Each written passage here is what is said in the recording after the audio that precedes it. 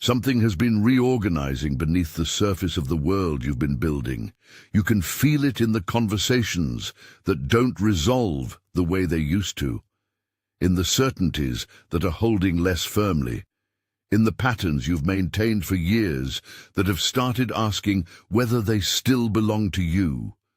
People are calling this disruption, transition, uncertainty, reaching for words that describe the symptom without quite naming what's underneath it. In approximately 150 CE, in the cultural crossroads between Egypt and Greece, a body of texts began circulating that described this exact experience, not as crisis, but as a recognizable signature, a measurable, cyclical, predictable shift in the underlying frequency of consciousness itself.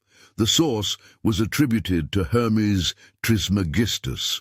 The most concentrated expression of his teaching was recorded in a text that scholars have been debating and rulers have been suppressing for nearly 2,000 years. That text is the Emerald Tablet. And what it predicted for a period of time that matches 2026 in its specific convergence of signals is not metaphor, not prediction in the prophetic sense. It is a map. And you're standing on it right now. If this kind of knowledge speaks to you, the kind that connects ancient wisdom to the present moment in ways you can actually use, subscribe to this channel. This is where we keep going deeper into what was preserved for exactly this time. In approximately the 2nd and 3rd centuries of the Common Era, a remarkable body of Greek manuscripts emerged from the city of Alexandria, the most intellectually diverse city in the ancient world, where Egyptian, Greek, Persian, and Jewish philosophical traditions had been in conversation for 300 years. These texts were attributed to Hermes Trismegistus, a figure who Egyptians identified with the god Thoth and Greeks with their own Hermes, the deity of mind, communication, and the passage between realms. Modern scholars categorize these writings as the corpus hermeticum. They include dialogues, cosmological treatises, and one text so compressed in its wisdom and so persistent in its transmission that it survives in a class entirely its own. Its full title is the Tabula Smaragdina, the Emerald Tablet. The historical record shows it appearing first in Arabic manuscripts around the 8th century, attributed to a much older source. It then entered European consciousness through Latin translation in the 12th century, where it proceeded to shape alchemical thought, Renaissance philosophy, and the scientific revolution in ways that mainstream history has consistently underreported. In 1463, a Florentine scholar named Marsilio Ficino received a manuscript of the Corpus Hermeticum delivered to his patron Cosimo de' Medici, and made a decision that reveals more about the text's perceived urgency than any description could. He was in the middle of translating Plato's complete works. He stopped. He set Plato aside and translated the Hermetic manuscripts first. Cosimo de' Medici, one of the most powerful men in Europe, an old man who knew he was dying, wanted these texts completed before the Plato, because he believed they contained the foundation from which Plato drew. Within a generation of Ficino's translation being circulated, Leonardo da Vinci was painting, Copernicus was reconsidering the structure of the solar system, and the Renaissance was accelerating in ways that historians still struggle to fully account for. The Emerald Tablet wasn't fuel for this transformation. It was the match. The Emerald Tablet itself is brief. Scholars estimate the full Latin version runs to fewer than 300 words. It begins with what has become the most transmitted phrase in the entire history of Western esotericism. That which is below is like that which is above, and that which is above is like that which is below, to accomplish the miracles of one thing. The text continues to describe a process, something ascending from earth to heaven, descending again, receiving what the Hermetic tradition calls the power of superiors and inferiors. It instructs a separation of the subtle from the gross. It ends with a declaration that this is the operation of the sun, meaning in Hermetic cosmology, the operation of consciousness itself. 300 words, 2,000 years of influence. The question is not whether the text is profound. The question is what it was actually describing, and why it maps so precisely to what is happening in the specific period you're living through. The phrase frequency shift sounds modern. It sounds like something that belongs to the last 50 years of spiritual language. But the concept it points at, that the underlying vibrational quality of consciousness operates in macro cycles, that these cycles have identifiable phases, that certain periods in these cycles carry a specific quality of transition. That concept predates the modern vocabulary by millennia. The Hermetic tradition didn't use the word frequency. It used the word vibration, and it formalized it as one of 7 foundational principles governing how consciousness and reality interact. The principle states, in essence, that nothing rests, that everything moves, that the difference between a stone and a thought is not substance, but rate of vibration. When the Emerald Tablet describes something ascending and descending, receiving and transmitting, it is describing vibrational dynamics. And vibrational dynamics operate in cycles. The shift that you're sensing isn't an event, it's a phase in a cycle that the Hermetic tradition tracked carefully and described precisely. You recognized the title of this video before you clicked it. Something in you read frequency shift and responded not with intellectual curiosity, but with the specific recognition of someone who has been looking for a name for something they've already been experiencing. That response isn't spiritual enthusiasm, it isn't confirmation bias. It's a form of data. The specific data of a person whose internal frequency has already begun moving toward the new phase, before the conscious mind has organized the framework around it. The Hermetic tradition has a specific understanding of this experience, and it's relevant to why you're watching this video at this particular moment in your life. That understanding is part of what Hermes' teaching preserved for people standing exactly at the threshold you're standing at now. Write in the comments today's date and finish this sentence. I am already in the process of what is emerging for you right now, stated as if already in motion. Not what you want, what is already moving. 1700 years before the physics of acoustics was formally developed, before the concept of electromagnetic frequency existed as a scientific category, the Hermetic tradition was describing reality in terms of vibrational states. The law of vibration, one of the 7 principles organized in the Hermetic system, held that the apparent difference between matter, energy, mind, and spirit was a difference of vibrational rate rather than fundamental substance. Slow the vibration of thought, and it approaches the density of emotion. Slow it further, and it approaches physical form. Raise the vibration of matter, and it approaches energy. The principle was not understood as metaphor. It was understood as the operational description of how the universe is structured, a description that allows practical navigation rather than mere philosophical contemplation.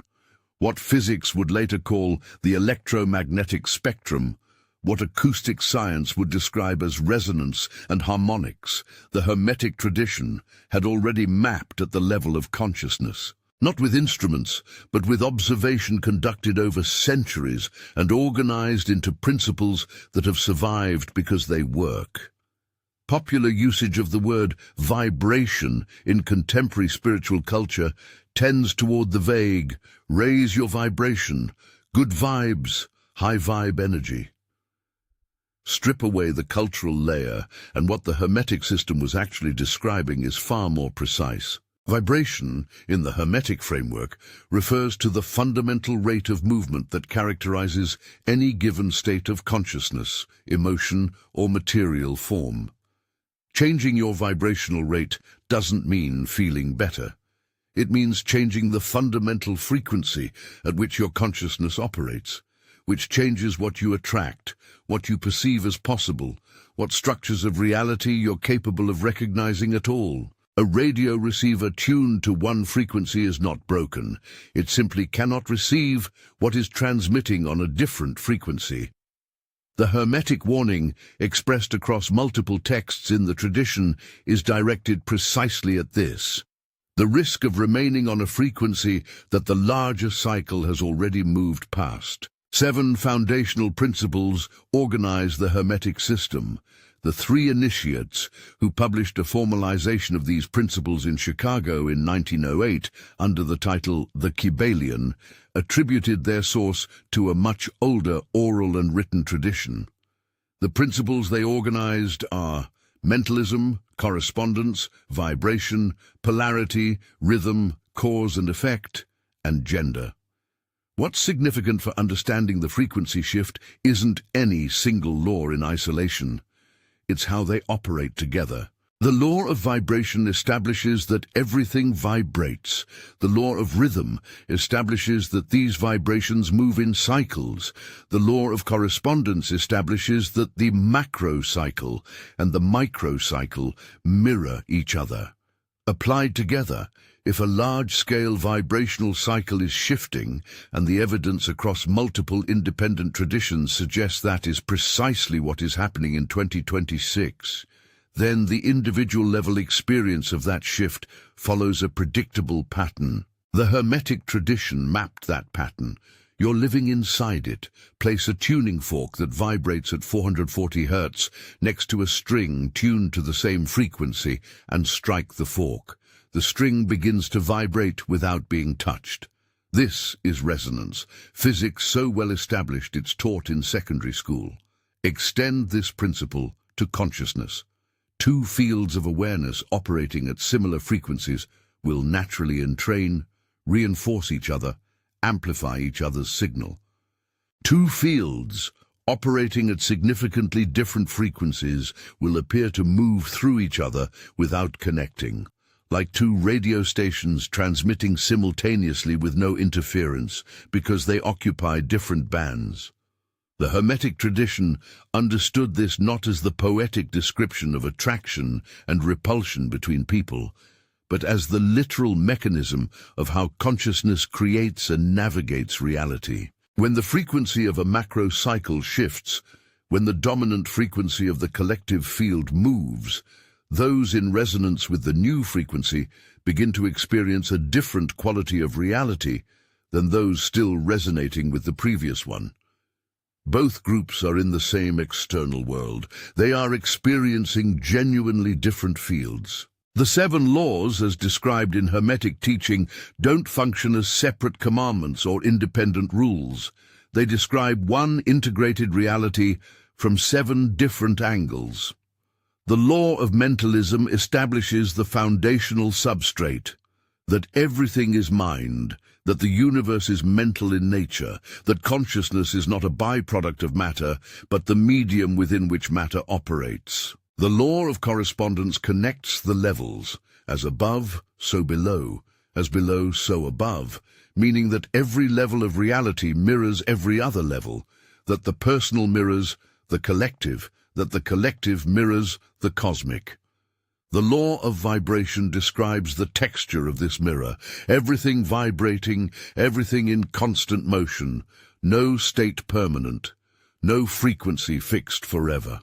Together, these 3 principles establish the framework within which a frequency shift makes sense, not as spiritual language for a feeling, but as a structural description of a real event. If you're finding value in what we're exploring here, take a second to like this video. It helps more people find this work at the moment they need it, and this particular content reaches people in specific windows, not randomly. In the first book of the Corpus Hermeticum, the text known as the Poimandres, which records a dialogue between Hermes and the divine mind that revealed the nature of reality to him, there is a passage that the Hermetic tradition has treated as a description of the fundamental divide in human consciousness. The passage describes 2 groups of souls descending into the material world. The first group carries awareness of their divine origin, awareness of the nous, the divine mind, the principle of consciousness that underlies all form. The second group becomes entirely absorbed in the material world, mistaking the frequency of matter for the totality of reality. The Hermetic tradition did not frame this as a moral judgment, as if one group was good and one was bad. It framed it as a description of a functional difference in vibrational orientation. One group is oriented toward the ascending arc of the vibrational cycle. The other is anchored to the descending arc. At ordinary times in a cycle, this difference doesn't produce dramatically different experiences.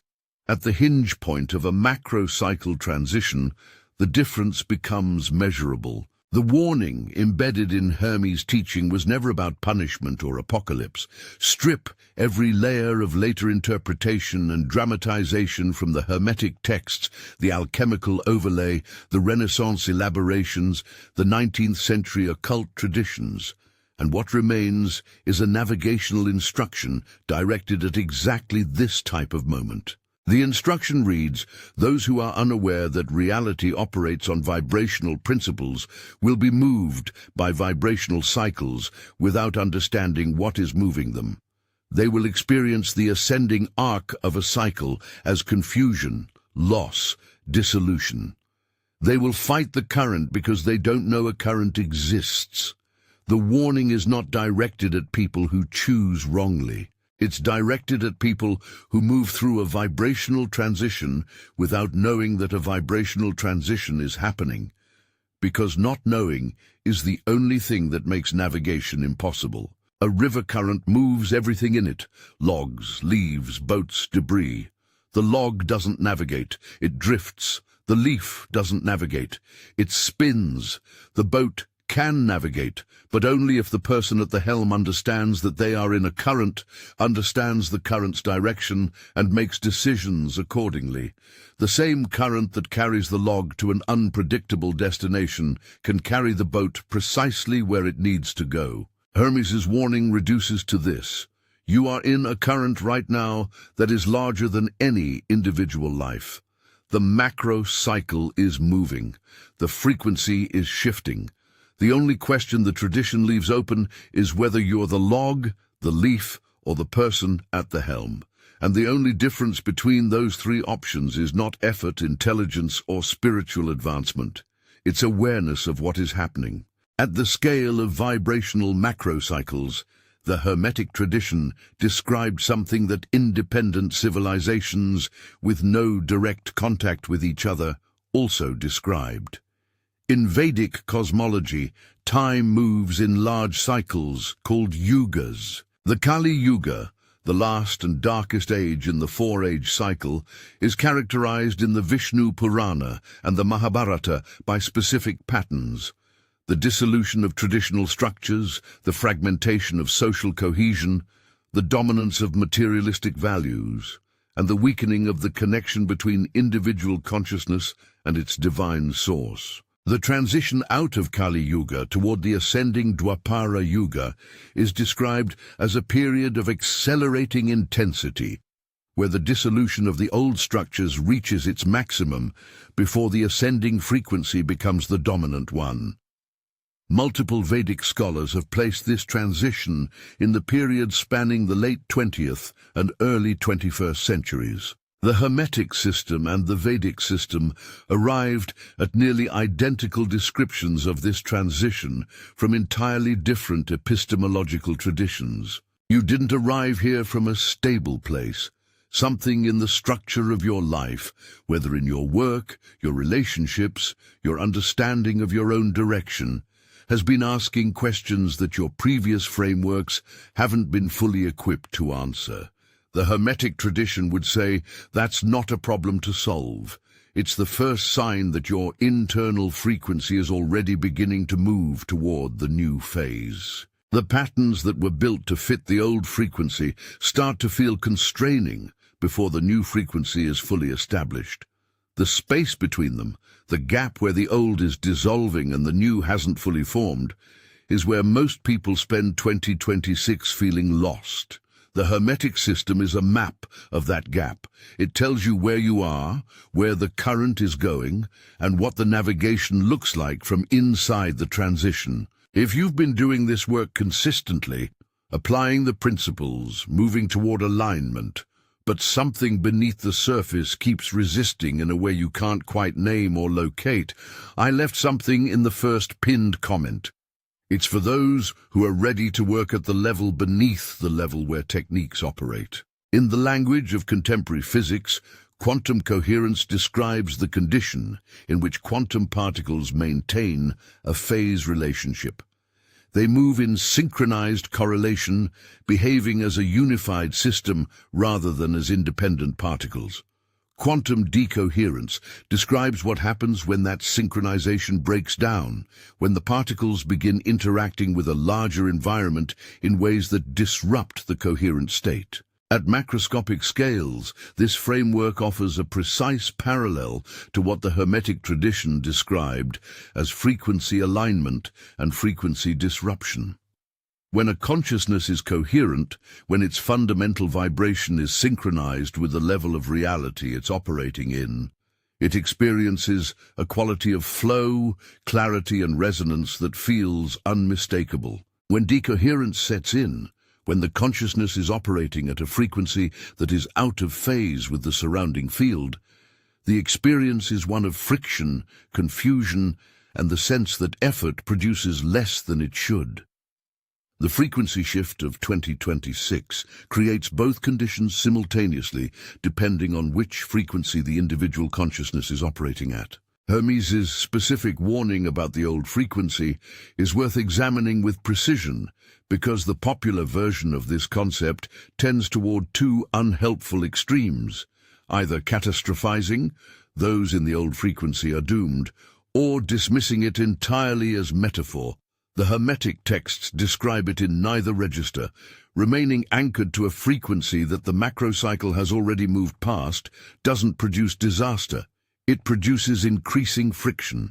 The structures, patterns, and ways of engaging with reality that were built to fit the old frequency begin to require more effort to maintain, return less, and feel less true than they once did. Relationships built on old frequency dynamics become unstable. Career structures built on old frequency assumptions start revealing their foundational cracks. The internal sense of direction that once felt clear goes quiet or contradictory. This is not failure. It is the friction of a vibrational mismatch, the specific experience of consciousness operating in a field that is no longer fully resonant with it. Ice, water, and steam are the same substance. The difference between them is vibrational rate, the frequency at which their molecules are moving. At a low frequency, the structure is rigid, crystalline, predictable in its form.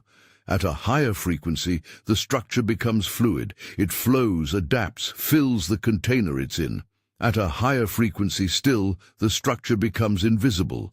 It diffuses through the air, rises, and can only be traced by its effect on the surrounding environment. The Hermetic tradition understood vibrational transitions as analogous to these phase changes. Moving from one phase to the next requires the application of energy to the system. It requires something that the Hermetic tradition would call internal heat, the deliberate application of consciousness to the process of shifting frequency. You cannot stay ice and also become water. The transformation requires the structure of the previous phase to dissolve, not disappear, transform. The water contains everything the ice was. It simply holds it differently. 3 specific movements emerge from the Hermetic teachings as navigation tools for a frequency shift, and they are practical in a way that most presentations of these principles miss. The first movement is what the Emerald Tablet describes as separating the earth from the fire, the subtle from the gross, gently, with great industry. Today, in the context of a vibrational transition, this instruction describes a process of discernment, identifying what in your current life belongs to the old frequency, what was built to fit the previous vibrational phase, and beginning the deliberate process of releasing it, not violently. The tablet specifies gently with great industry, meaning with patience and consistency rather than dramatic rupture. The Hermetic tradition understood that forcing a phase change too quickly produces instability rather than transformation. The question this movement asks is specific. What in your daily life requires increasing effort to maintain and returns decreasing resonance? That's the signal. Something in you already knows what this refers to, not in the abstract, specifically, the identity structure you've been maintaining that feels more like performance than expression. The relationship dynamic that has been sustained by habit and history rather than genuine resonance. The work direction that made complete sense under the previous frequency and now feels like it's asking for something you no longer have to give. The Hermetic tradition doesn't frame these recognitions as failures. They're not evidence that something went wrong. They're data, the specific data of a vibrational transition revealing what belongs to the next phase and what belongs to the one that's ending. The difficulty in acting on this data is not confusion about what to do. It's the gap between knowing and the activation of knowing into movement. That gap is exactly what the frequency shift is trying to close. From the outside, releasing what belongs to the old frequency looks like loss. It looks like giving up on something that worked. To the people who are still anchored to the old frequency, it looks like instability or even failure, because the structure being released looks entirely solid to anyone looking from the old frequency's perspective. From inside the Hermetic framework, what is happening is the phase change. The ice releasing its crystalline structure, not because the structure failed, but because the temperature of the surrounding field has risen. The water that emerges from that process isn't a lesser version of the ice. It's the same substance at a new frequency, now capable of forms and movements that the previous state made impossible.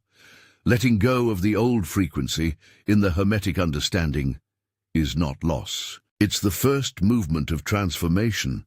A musician who has been playing in the wrong key doesn't need new songs or more technique.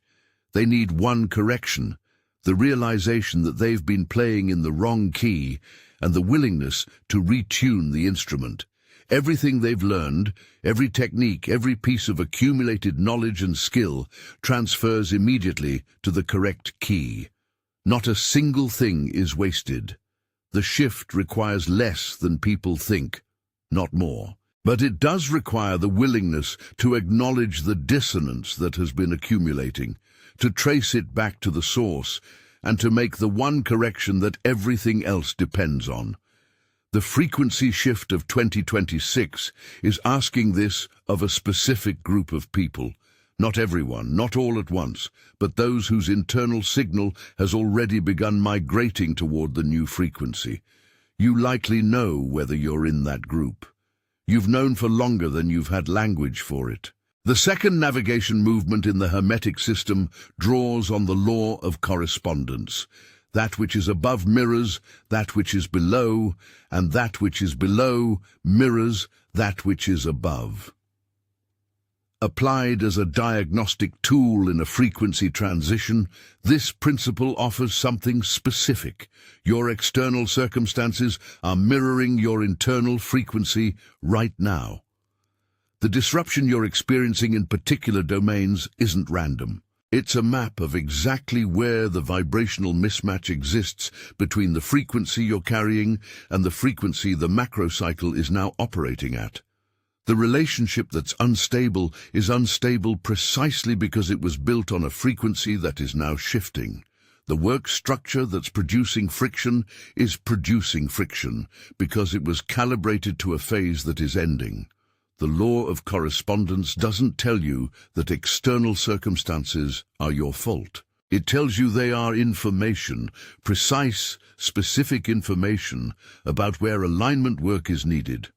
In the 16th century, a physician and natural philosopher named Paracelsus, who had studied the Hermetic texts extensively and built his entire medical system on Hermetic principles, described the law of correspondence in terms that anticipated what modern systems biology now maps empirically. He described the human body as a microcosm of the macrocosm, holding that disturbances in the outer world had their correlates in the inner body, and that healing required attending to both simultaneously. His contemporaries called him eccentric. 4 centuries later, the field of psychoneuroimmunology is documenting the same principle with controlled studies, that the state of the immune system mirrors the state of the psychological and emotional environment, that disruptions in relational fields produce measurable disruptions in biological function. The law of correspondence is not a mystical claim. It's an observation that has been independently confirmed across radically different epistemological frameworks for 2,000 years. Ask where in your body tension has been living for the past several months that wasn't there before. Ask which relationships in your life have been producing more friction than usual, not because of external circumstances, but because of something underneath the circumstances that is harder to name. Ask which decisions you've been consistently deferring, not because you lack information, but because some part of you knows that making the decision commits you to a direction that the previous frequency supported and the emerging frequency doesn't. These aren't separate questions. They're all asking the same question through different channels. And the law of correspondence is the principle that explains why they're asking it simultaneously. The old frequency's grip, where it lives in your body right now, not as concept, as sensation, the specific tightness in a specific place that has become so familiar you've stopped registering it as a signal, the thought pattern that has been running on the same track since before you can precisely remember deciding to run it. The energy expenditure of maintaining a structure that stopped resonating a long time ago, but still gets maintained because dismantling it requires a clarity that hasn't felt available. The Hermetic tradition names all of this accurately: the gross that needs to be separated from the subtle, the earth frequency that holds the fire frequency in place. What the frequency shift is asking isn't dramatic. It's specific. It's already named. The recognition is already present. This passage is giving it permission to surface.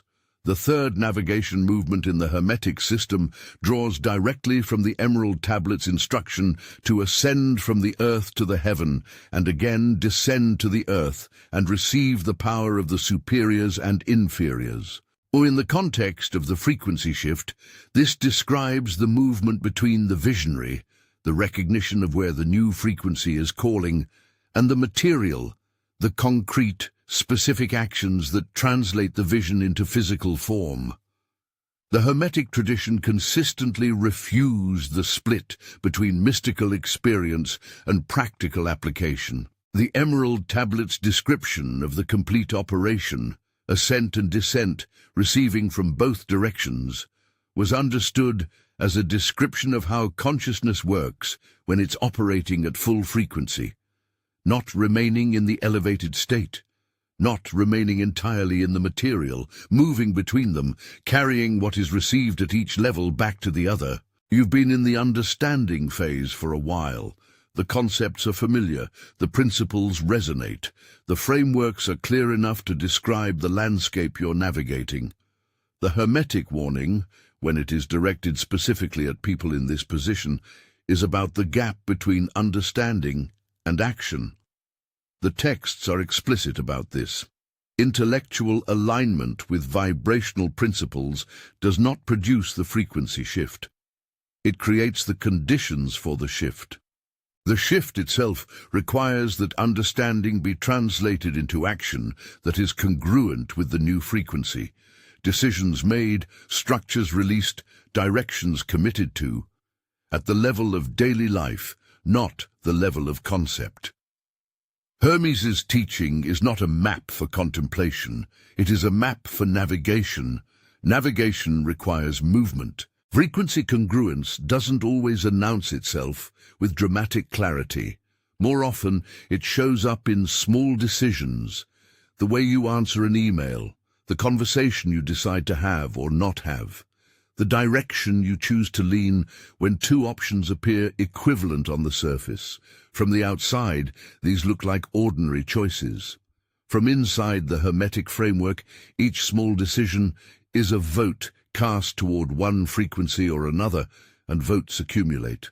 A person who makes consistent small decisions in the direction of the new frequency builds momentum toward it. A person who understands the new frequency intellectually but continues making small decisions in the direction of the old one maintains the mismatch. The Hermetic tradition didn't distinguish between large decisions and small ones at the level of frequency mechanics. Every act of consciousness is a vote. When a compass is moved into a new magnetic field, the needle doesn't immediately point north. It swings, sometimes dramatically, overshooting the true north before settling into it, oscillating around the new orientation before stabilizing. A compass that is calibrating is not a broken compass. It's doing exactly what a working compass does when the surrounding field changes. The disorientation many people are experiencing in 2026, the sense that their internal compass is giving unreliable readings, that decisions that should feel clear feel murky, that directions that once felt obvious are now uncertain, is not evidence of failure. It's the behavior of a working consciousness calibrating to a new field. The oscillation is part of the process. Hermes' teaching on this is specific. The instability of transition is not a sign that something went wrong. It's a sign that the calibration is underway.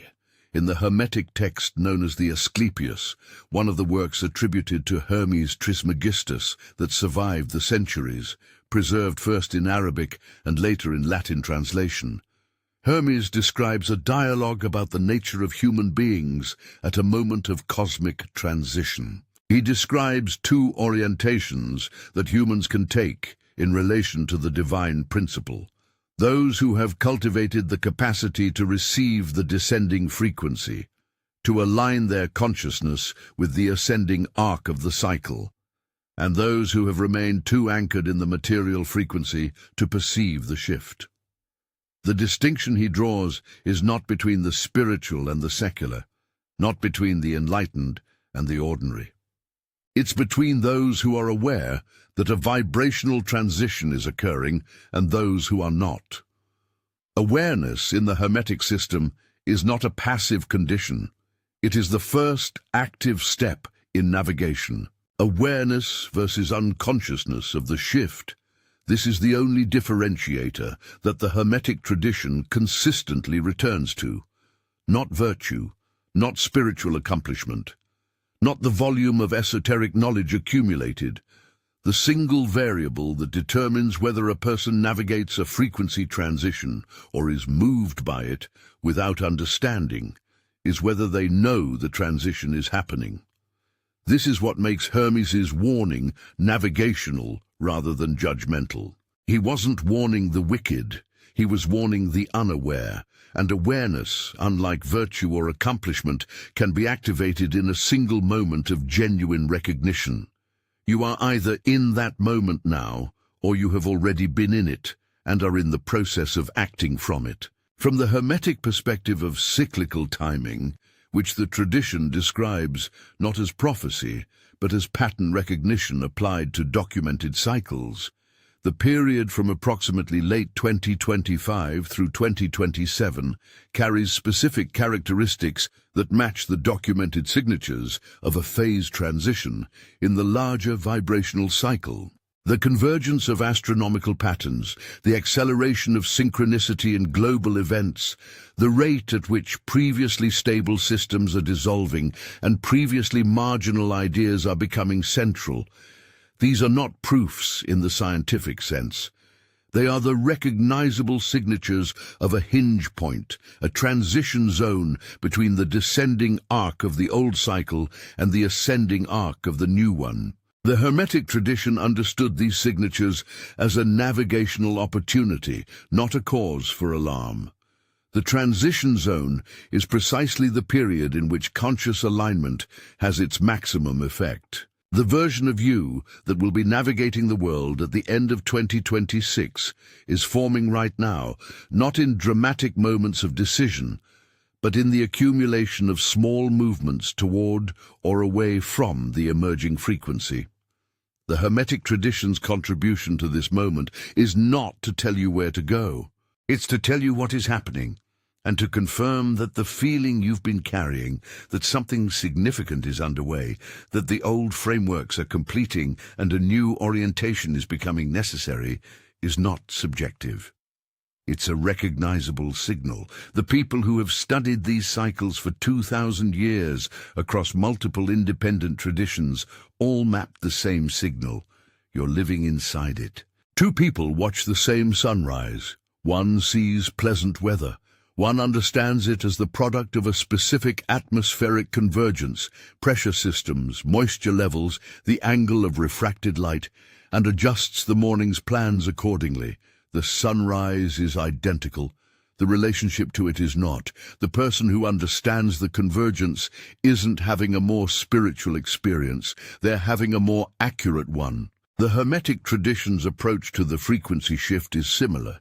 Not a call to have elevated feelings about the transition, but a call to understand the mechanics of what is occurring precisely enough to navigate it deliberately rather than experience it passively. In virtually every large-scale transition in recorded history, the fall of the Western Roman Empire, the emergence of the Renaissance from medieval scholasticism, the scientific revolution, the industrial revolution, the historical record shows a consistent pattern. A relatively small group of individuals recognized what was happening before the evidence was obvious to the general population. They made decisions that looked strange from inside the paradigm that was ending. Decisions to invest in different things, to build different structures, to organize life around different principles. From the perspective of the old paradigm, these decisions looked like instability. From the perspective of the emerging paradigm, they looked prescient. The gap between those two assessments is exactly what the frequency shift creates. A period in which the people most aligned with the new frequency appear, from the outside, to be the least stable. Strip the word warning back to its operational meaning.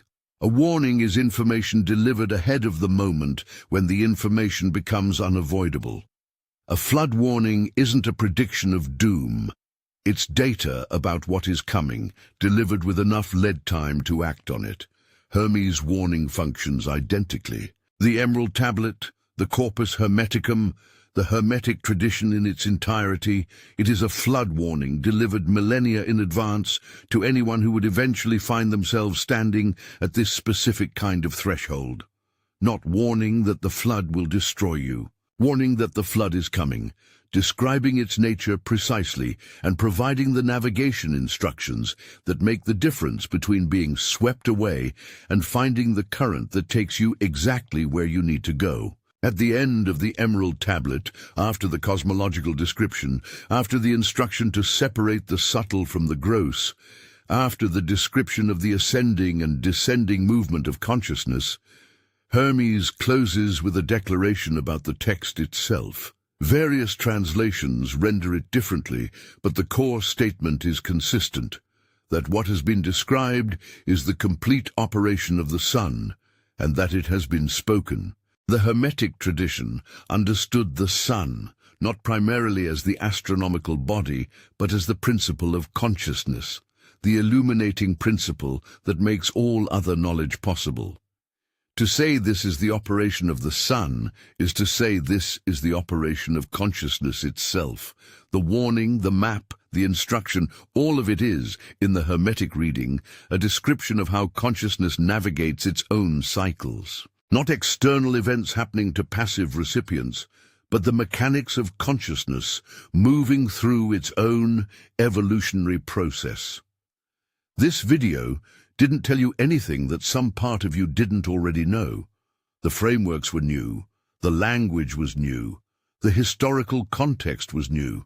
But the underlying recognition that something significant is occurring, that the familiar structures are completing, that a new frequency is becoming available, that recognition predates this video by months, possibly years. The Hermetic tradition's understanding of this is consistent. People don't find teachings like this because they're beginning a process.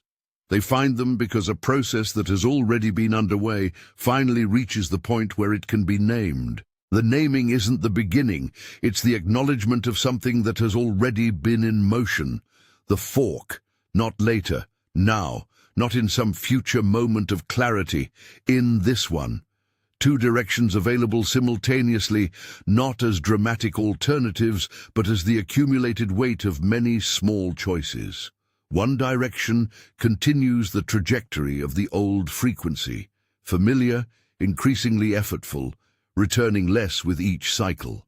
The other direction is the emerging frequency, less certain in its external form, more resonant in its internal quality, requiring the release of structures that once provided stability but now provide containment. Someone who is consciously aligned with the frequency shift doesn't look dramatic from the outside. They look like someone who has started saying no to things that used to seem mandatory, who has started investing time in directions that haven't yet produced obvious external results, but feel precisely calibrated to something that is coming, who seems less concerned with the approval of frameworks they've outgrown and more focused on something harder to point at. From inside the old frequency, this looks like instability. From inside the new frequency, it looks like the most sensible navigation available. In every major transition period recorded in the historical or esoteric literature, from the Hermetic descriptions of Rome's final collapse to the accounts of initiates preparing for the Renaissance's emergence, the characteristic of people who moved first is not that they had better information than everyone else. They often had exactly the same external information. The difference was that they treated the signals they received as actionable data rather than as background noise. The transition zone is full of signals. The question Hermes' warning poses is not whether you're receiving them. You are. The question is whether you're treating them as noise or as navigational information. Being early in a frequency transition is not comfortable. The new frequency hasn't yet produced the external evidence that would make your orientation legible to people still in the old one. You can sense where the field is moving before the movement is visible. You can feel the pull of the emerging frequency before it has produced the structures that would make it undeniable. The Hermetic tradition, speaking directly to this experience across its many texts, holds that this discomfort is not a sign of error. It is the specific discomfort of being at the leading edge of a wave, ahead of the visible confirmation, already in the current that others will enter later.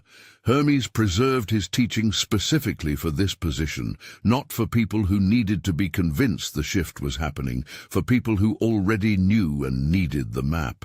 You didn't arrive at this video through pure algorithm. The Hermetic law of correspondence, as above, so below, operates at the level of what your consciousness attracts into its field of attention. You are here because this frequency is already operating in you. The text you've been reading, the concepts resonating in a way that bypasses the normal skeptical filter, the specific recognition that some part of you produces at the word frequency shift. These are the signal. The Hermetic tradition's understanding of why certain people find certain teachings at certain moments is precise. You don't find a map when you're nowhere near the territory it describes. You find it when you're already in the territory. You're already in the territory. The Emerald Tablet wasn't written for scholars, though scholars have studied it for 2,000 years. It wasn't written for alchemists, though alchemists interpreted it for centuries. It wasn't written as an artifact for historical preservation, though preservation has carried it to this moment. It was written, or transmitted, or encoded, depending on the tradition's account of its origin, for people standing at exactly the kind of threshold you're standing at now. People who had moved far enough through the vibrational transition to recognize it, but not yet far enough to have organized its navigation completely. People for whom the map would be useful not as an academic exercise, but as a set of actual directions for the specific territory they were crossing. This is why the text survived the suppression of the library at Alexandria, the burning of manuscripts, the institutional suspicion of esoteric knowledge. Not because it was hidden well enough, because it found the people who needed it. A seed underground before spring shows no visible signs of what is about to happen. Nothing observable at the surface. The warmth that will push through the soil, that will become visible growth, that will eventually become something anyone can see and name. It's already present in the root. It's already in motion. The biology of the emergence is already complete in miniature before a single sign of it is visible to an observer standing above the ground. The Hermetic tradition would describe many of the people watching this video as seeds before spring. The emergence is already in motion in you. The external confirmation hasn't reached the surface yet. That gap between the movement that has begun and the visibility of its results is where the Hermetic map does its most important work. The Hermetic tradition's patience with this gap, its refusal to rush the emergence, its instruction to work gently with great industry, is what makes it a practical guide rather than a motivation system. Motivation systems tell you to accelerate. The Hermetic tradition tells you to align. Alignment doesn't produce faster results than motivation. It produces results that are congruent with the frequency you're actually operating at, which means they hold, they compound, and they become foundation rather than surface. The frequency shift of 2026 is asking for alignment, not acceleration.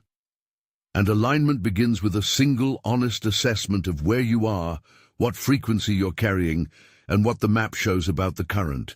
1,700 years after the Emerald Tablet's central principles were first written down, its navigational instruction remains unchanged by time, translation, or cultural overlay. Understand the principle of vibration, that everything moves, that cycles exist, that the macro cycle and the micro cycle mirror each other. Identify where in your life the vibrational mismatch is most evident, where the friction is highest, where the effort exceeds the return. Act with congruence, not dramatically, not all at once, but consistently, with the patience and industry the tablet specifies. Ascend to the understanding of where the frequency is moving. Descend with that understanding into the specific material decisions of your daily life. Receive what the shift brings toward those who are aligned with it, and use it to go further. The map has not changed. The territory you're navigating is the one it was drawn for. If you stayed until the end, write in the comments, "I am already shifting." I've left another lesson on your screen right now, your next step on this path. Thank you for watching, and I'll see you in the next video.